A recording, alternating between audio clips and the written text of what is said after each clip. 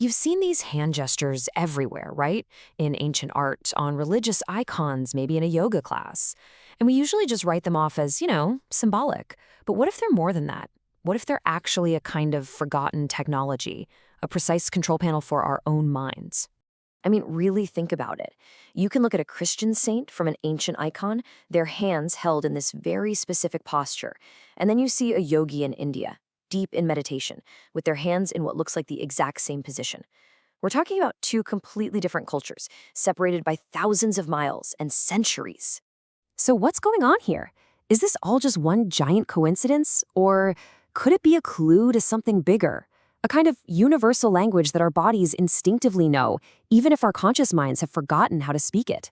Well, it turns out the answer isn't found in some dusty spiritual text, but in cold, hard science. To crack this code, we first have to look inside our own heads, specifically at the map the brain uses to see our own body. Okay, check this out. This freaky-looking guy is the sensory homunculus. It's a map of your body as it exists inside your brain, first charted by a neurosurgeon named Wilder Penfield. And right away, you can tell something's off. This is definitely not what we look like in the mirror. Just look at how monstrously huge the hands and the lips are compared to that tiny little torso and legs. That's because this map isn't drawn to physical scale. It's drawn to the scale of sensitivity. The bigger a body part is on this map, the more brain power is dedicated to it. And it turns out, our hands are absolute titans when it comes to sensory input. To give you an idea of what we're talking about, a single one of your fingertips has about 3,000 specialized nerve endings, just for touch. That incredible density is why our hands take up so much precious real estate in the brain. Penfield himself had this amazing metaphor for it. He said the brain is like a grand piano, and the hands are its keyboard.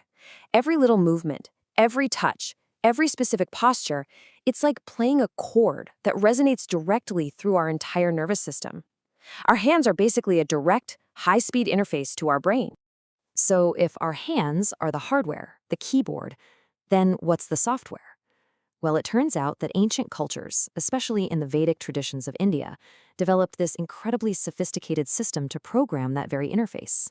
They basically mapped the 5 fundamental elements of the universe right onto the 5 fingers. So the thumb is fire, that's your inner energy. The index finger is air, representing the constant swirl of our thoughts. The middle finger is space, or ether.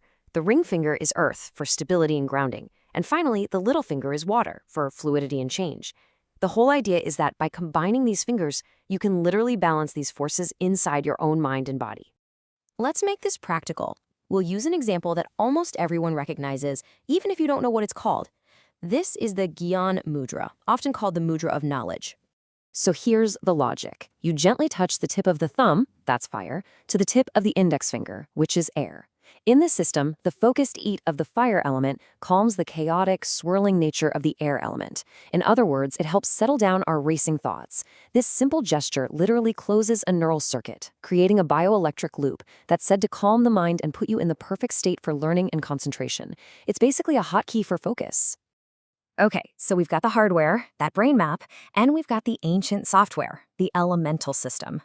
Now let's circle all the way back to that initial mystery of the saint and the yogi. This right here is the Prithvi Mudra, the mudra of earth. You make it by touching the tip of your thumb, which is fire, to the tip of your ring finger, which is earth. Its whole purpose is to boost stability, confidence, and a sense of vitality. It's a gesture of grounding, of strength. And this is where it all clicks into place. On the left, you've got that gesture from an Orthodox Christian blessing. The thumb touches the ring finger. On the right, the Prithvi Mudra. The thumb touches the ring finger. Now, the religious explanations are totally different, but just look at the intended effects: stability, strength, vital force. The physical action is identical, and the desired result is basically the same. This is the key takeaway. This isn't about one religion borrowing from another. This is about different groups of people on opposite sides of the world, independently discovering the exact same universal neurobiological interface that is built into every single one of us.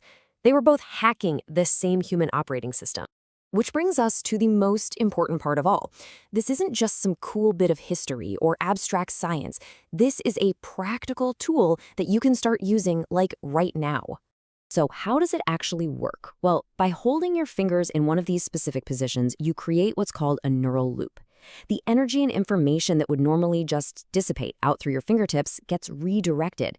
A signal flows from your brain down your arm to your hand, and by completing that circuit, it flows right back to the brain again, directly influencing your internal state. It's a way to consciously steer what are normally totally unconscious processes.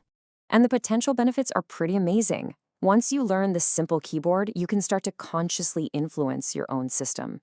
Need to calm your nerves before a big presentation? There's a gesture for that. Want to feel more grounded and confident, like we saw with the Prithvi Mudra?